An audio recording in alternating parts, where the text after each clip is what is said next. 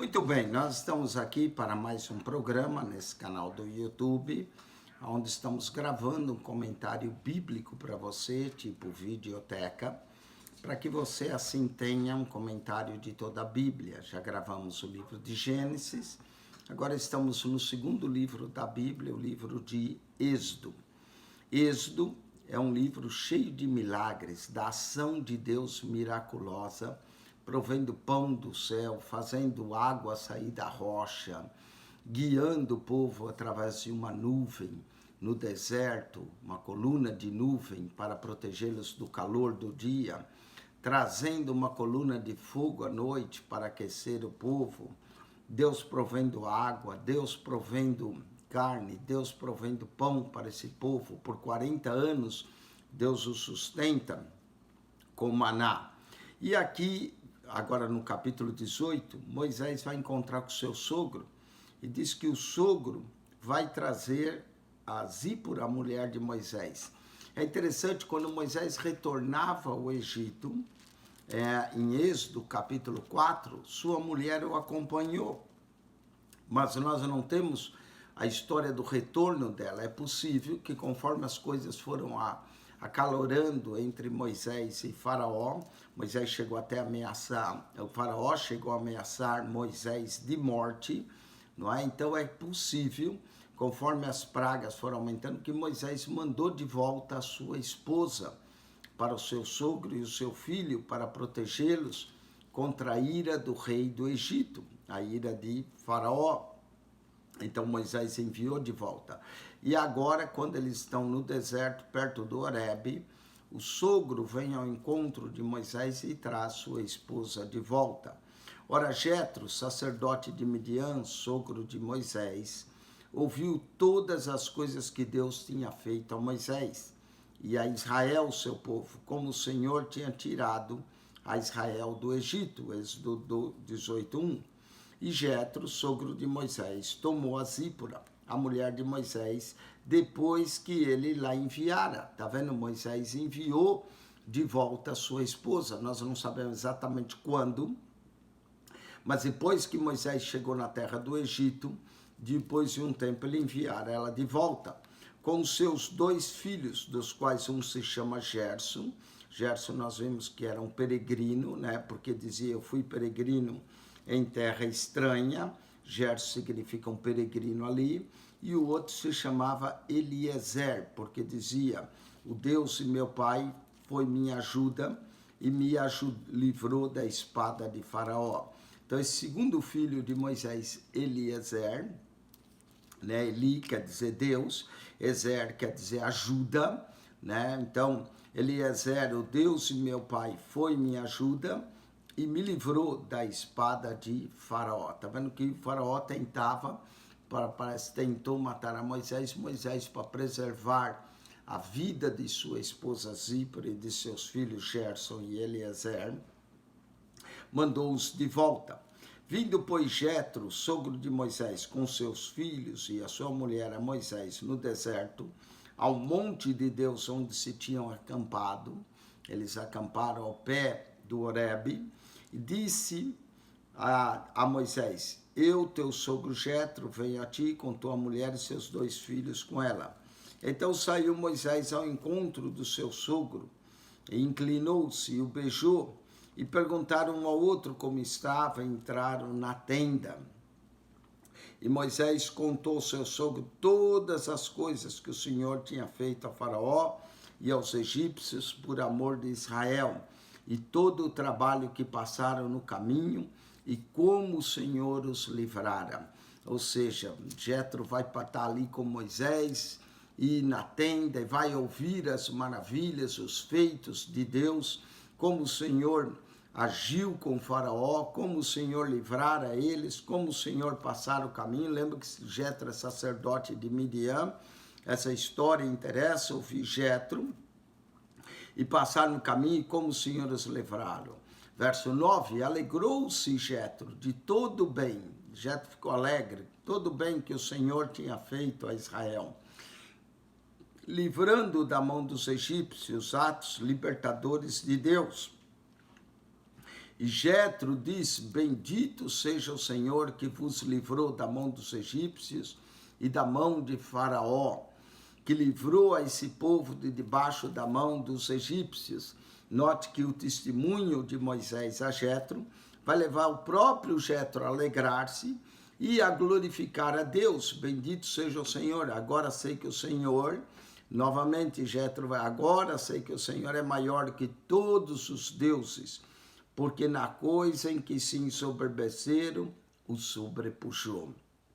Mostra a grandeza de Deus, não é? Então nós vamos ver Deus acima de todos os deuses. Êxodo 18:11 fala Deus acima de todos os deuses. Nos 10 mandamentos, Deus vai dizer: não terás outros deuses além de mim. Deus estava acima de todos os deuses aqui, estava se referindo aos deuses egípcios, porque os egípcios se ensoberbeceram, mas o Senhor sobrepujou a todos eles. Então tomou Jetro, sogro de Moisés, holocaustos e sacrifícios para Deus. Esses holocaustos e sacrifícios são holocaustos e sacrifícios de agradecimento. E veio Arão e todos os anciões de Israel para comerem pão com o sogro de Moisés diante de Deus. Eles sacrificaram, comeram pão diante de Deus. E aconteceu que ao outro dia Moisés assentou para julgar o povo. E o povo estava em pé diante de Moisés desde a manhã até a tarde. Imagine aquela fila e Moisés sentado sobre sua cadeira para julgar o povo. Moisés aqui mostra que ele foi também, exerceu além de profeta, além de legislador do povo, Moisés era juiz. O povo vinha a Moisés para julgar. Vendo, pois, o sogro de Moisés tudo o que ele fazia ao povo, disse: que é isso que tu fazes ao povo? Jetro queria saber, né, o que Moisés estava fazendo. Por que te assenta só e todo o povo está em pé diante de ti desde a manhã até a tarde? Não é? Moisés fica desde a manhã até a tarde sentado, o povo ali em pé esperando. Então disse Moisés, seu sogro: é porque esse povo vem a mim para consultar a Deus. Eles vinham para saber a vontade de Deus. Quando tem algum negócio, vem a mim para que eu julgue entre um e outro e lhes declare os estatutos de Deus e as suas leis. É interessante, mas que a lei ainda não havia sido dada, mas Moisés de alguma forma já declarava o que era a vontade de Deus, qual era o estatuto. O sogro de Moisés, porém, lhe disse: não é bom o que fazes. O sogro de Moisés vai dar um conselho, como é bom quando estamos fazendo uma coisa que nos esgota a nós e ao povo, e tem alguém sábio para nos advertir. Moisés teve o seu sogro como um homem sábio que vai lhe advertir. Não é bom o que fazes, totalmente desfalecerás, assim tu como esse povo. Ninguém aguenta isso, não é? Falou: você vai acabar tendo uma estafa, Moisés, fazendo assim, o povo também, porque esse negócio é muito difícil para ti só, não o podes fazer. Moisés carregava às vezes uma carga até desnecessária, e Deus colocou Jetro ali para dizer a ele: ouve agora a minha voz. Está vendo? Moisés deveria ouvir a voz de Deus, mas também poderia ouvir a voz do seu sogro, experiente sacerdote. Ouve agora a minha voz e eu te aconselharei. Como é bom, às vezes Deus fala diretamente conosco e outras vezes Deus usa alguém para falar conosco, para nos aconselhar, para nos dirigir. Foi essa a função e o papel de Jetro a Moisés: ouve agora a minha voz e eu te aconselharei, e Deus será contigo. Se tu, pelo povo diante de Deus, leva tu as coisas a Deus, e declara os estatutos e as leis, e faz-lhes saber o caminho em que deve andar e a obra em que deve fazer. Jetro está dizendo: Moisés, em vez de você ficar aí aconselhando, faça o povo saber logo o caminho, instrui o povo. E é isso que a Torá é. A Torá é instrução. Instrui o povo, ensina o povo o caminho em que deve andar e a obra que deve fazer. E tu também, dentro de todo o povo, procura homens capazes, tementes a Deus, homens de verdade. 3 coisas desses homens: capazes, tementes a Deus, homens de verdade. que aborrecem a avareza, que não se vende por dinheiro, que aborrece a avareza, e põe sobre eles como maiorais 1.000, maiorais 100, maiorais 50 e maiorais 10. Olha o conselho de Jetro.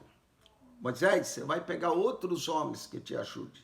Você vai ensinar, você vai colocar eles sobre homens que vai julgar 1.000, homens que vai julgar 100, homens que vai julgar 10, 50 e 10. Então, 4 tipos de líderes. Os que julgariam sobre 1.000, os que julgariam sobre 100, 50 e 10. Então, olhando a sequência, quando algo fosse grande para os 10, viria no juiz 50. Quando fosse grande para o juiz 50, viria no juiz 100. Quando fosse grande o juiz 100, viria no juiz 1.000. Não é? Iriam colocar 4 classes de juízes para que julgue esse povo em todo o tempo. Deixa outros julgarem, Moisés. Você ensina o caminho, a lei, deixa outros.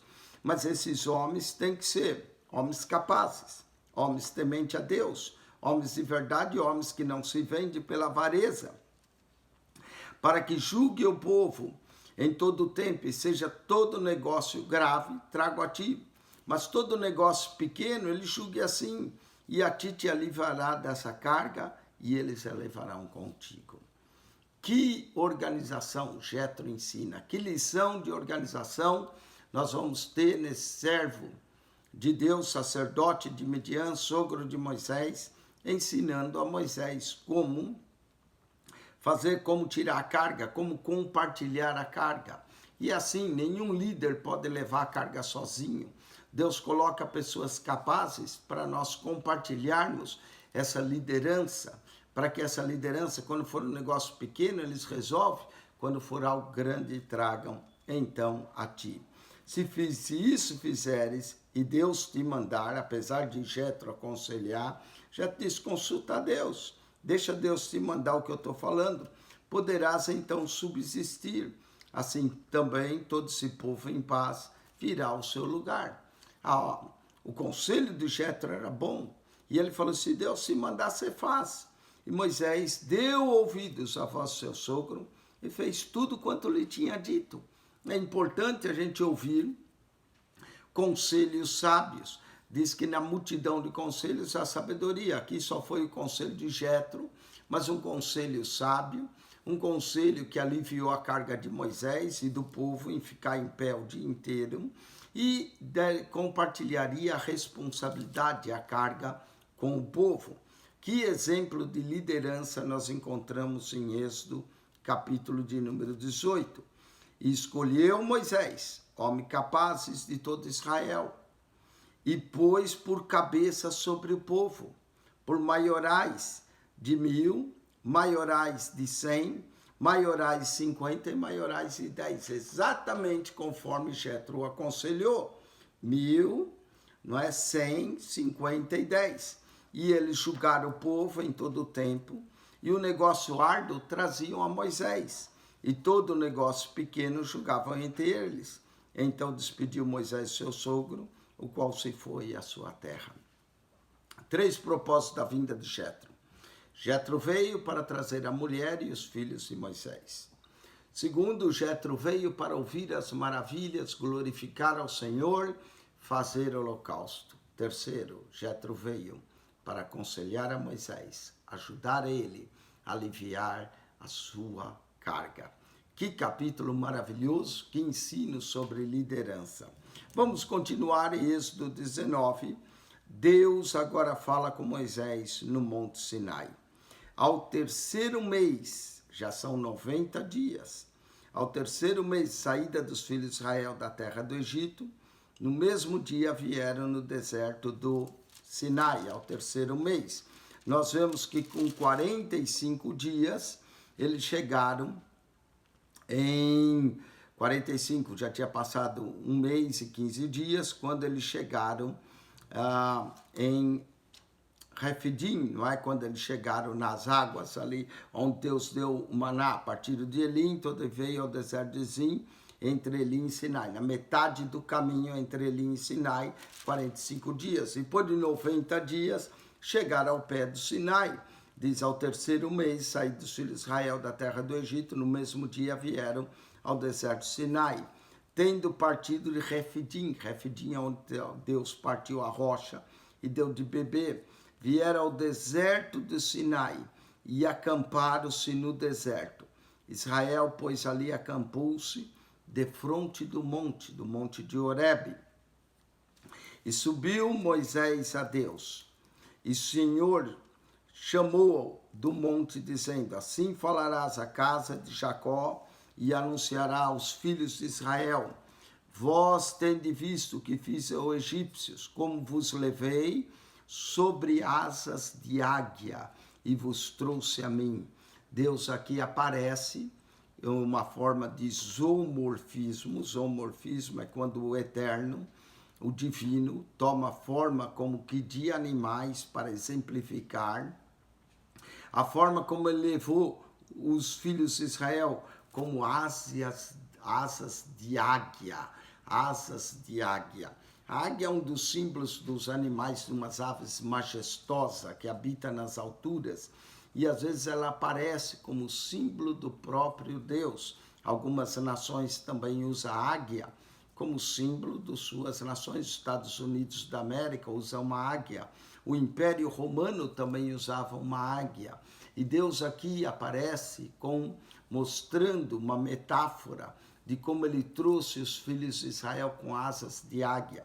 Diz que normalmente a águia tem os seus filhotes nas alturas, e quando chega a época de o filhote voar, ela coloca-se sobre as suas asas e leva os seus filhotes, e depois ela sai debaixo dos filhotes e deixa eles caírem, né?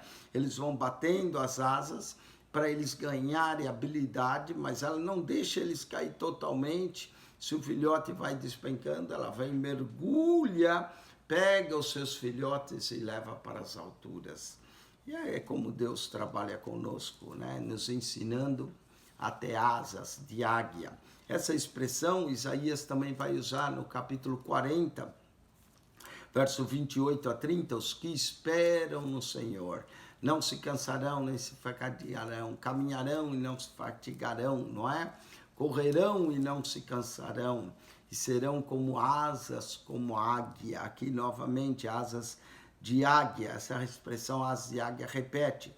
Diz também que aqui nós vamos encontrar o Pai representado pela águia. Quando Jesus veio em Lucas 13, Jesus fala, Jerusalém, Jerusalém, quantas vezes quis vir como galinha junto aos pintainhos debaixo das asas. Então o Pai é representado pela águia, o Filho em Lucas 13 é representado por uma galinha, e o Espírito Santo em Mateus 3, no batismo de Jesus 3,17, ele desce, vem descendo em forma corpórea sobre Jesus como uma pomba. Então o Pai como uma águia, o Filho como uma galinha e o Espírito Santo como pomba. Interessante, as três aves da Trindade, a águia, a representação do Pai. A galinha, Lucas 13, a representação de Jesus. Mateus 3, a representação do Espírito Santo, uma pomba. Águia, galinha, pomba. As três aves da Trindade. Agora, pois, se diligentemente ouvires a minha voz e guardares o meu concerto da aliança da lei, então sereis a minha propriedade particular dentre todos os povos, porque toda a terra é minha. Deus declara que ele é o Senhor da terra, ele dá a terra para quem ele quer, ele entrega em suas mãos, por isso que ele vai tirar a terra dos cananeus e dar para os filhos de Israel, mas para que eles recebessem, era importante eles guardarem o concerto do Senhor. Era um concerto, era uma aliança, um concerto envolve duas partes. Deus prometia a terra para eles, a terra de peregrinação de Abraão, Isaque e Jacó, não é? Mas, em troca, eles deveriam guardar o concerto para serem propriedade particular de Deus, para serem o povo de Deus. E aí Deus diz no verso 6, e vós sereis um reino sacerdotal. Não é um reino de reino, apesar que mais tarde eles vão pedir reis, mas seria um reino sacerdotal. o reino de Deus na terra, de sacerdotes e povo santo.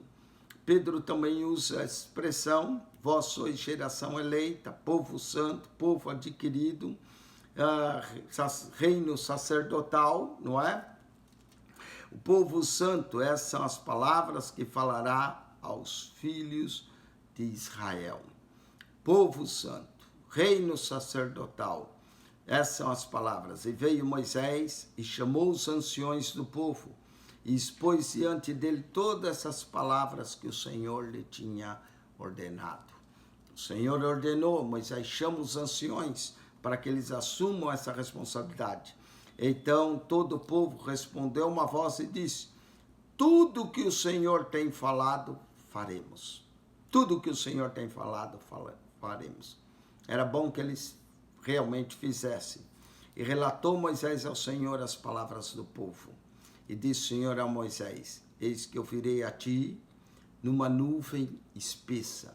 Deus já tinha uma nuvem que guiava, mas agora era uma nuvem diferente. Para que o povo ouça, falando eu contigo, e para que também te creiam eternamente. Olha só que maravilha, não é? A palavra de Deus é algo eterno. Para que o povo ouça e te creiam eternamente. Porque Moisés tinha anunciado as palavras do seu povo ao Senhor. As palavras, passe os céus e a terra. Jesus diz que as palavras não passam, não é? Para que o povo ouçam e para que temam, porque Moisés tinha anunciado as palavras do Senhor. Aqui, as palavras do Senhor já aparecem ligado com eternamente, com a ideia de passar céu e terra, mas as palavras não. Disse também o Senhor a Moisés, vai ao povo e santifica-os hoje e amanhã, e lavem eles as suas vestes. A santidade implicava na lavagem das vestes, vestes limpas diante de Deus, e estejam prontos para o terceiro dia, porquanto no terceiro dia, e é interessante, 3 dias iriam santificar, não é? Deus é santo, santo, santo, Pai, Filho e Espírito Santo, 3 dias de santidade. O Senhor descerá diante dos olhos todo o povo sobre o monte Sinai. 3 dias antes de Deus descer, ele já avisou, mandou o povo santificar, se preparar, lavar as vestes e marcará os limites ao povo em redor, dizendo, guardai-vos que não subais ao monte, nem toqueis o seu termo, todo aquele que tocar no monte certamente morrerá. Então o monte ali, onde Deus ia descer, era uma área limitada, não podia se aproximar nem tocar, nenhuma mão tocará nele, porque certamente será apedrejado, ou asseteado, quer seja animal, quer seja homem, não viverá, suando a buzina longamente, então subirão o monte. Então veja bem que coisa interessante, eles não poderiam tocar, se alguém violasse, seria apedrejado. No templo também, diz que havia o pátio dos gentios e havia uma placa, se o gentio passasse daquele lugar em diante, seria também apedrejado. E aqui vem do Monte Sinai, Êxodo 19:12. Não poderia passar, tinha os limites, se passasse seria apedrejado. Então Moisés desceu do monte ao povo e santificou o povo e lavaram as suas vestes. E disse ao povo, estáis prontos ao terceiro dia e não chegueis à mulher. Eles deveriam se purificar, eles não poderiam coabitar com mulher durante esses 3 dias, era um tempo de consagração. Paulo também fala isso em 1 Coríntios 7, que às vezes os dois devem se abster por um tempo de relações sexuais para se consagrarem ao Senhor. Aqui a santificação envolvia a limpeza e envolvia evitar chegar à mulher. Estais pronto ao terceiro dia e não chegueis à mulher. E aconteceu que ao terceiro dia, ao amanhecer, que houve trovões e relâmpagos. Mesma visão João vai ter diante do trono, trovões, relâmpagos e vozes, não é? E aconteceu ao terceiro dia, depois eles santificarem, lavarem suas vestes, não se achegavam à mulher, houve trovões, relâmpagos sobre o monte, e uma espessa nuvem, e um sonido de uma buzina muito forte. o sonido da presença de Deus vindo sobre o monte, de maneira que estremeceu, e todo o povo que estava no arraial vendo aquilo vai estremecer. E Moisés levou o povo fora do arraial ao encontro de Deus. Ao encontro de Deus. Moisés levou o povo ao encontro de Deus. É isso que um líder verdadeiro faz. Leva o povo ao encontro de Deus. E puseram-se ao pé do monte, no monte, e todo o monte Sinai fumegava, porque o Senhor descera sobre ele em fogo. Era fumo que descia do monte, não é fogo. E a sua fumaça subia como a fumaça de um forno, como uma fumaça escura subia, e todo o monte tremia grandemente. E o sonido da buzina ia crescendo com grande maneira. A buzina ia cada vez soando mais forte, o povo ouvindo. E Moisés falava e Deus lhe respondia em voz alta. E descendo o Senhor sobre o monte, sobre o cume do monte, chamou o Senhor a Moisés ao cume do monte, Moisés subiu. Deus chama Moisés, e Moisés, o servo de Deus, sobe. E disse o Senhor a Moisés: desce, protesta ao povo, que não transpasse o termo, para ver o Senhor, a fim de muitos deles não perecerem. Muitos não estavam prontos para ver o Senhor. E Moisés subiu, mas Deus falou: desce e avisa o povo, para que não transpasse. E também os sacerdotes que se achegam ao Senhor se hão de santificar, para que o Senhor não se lance sobre eles.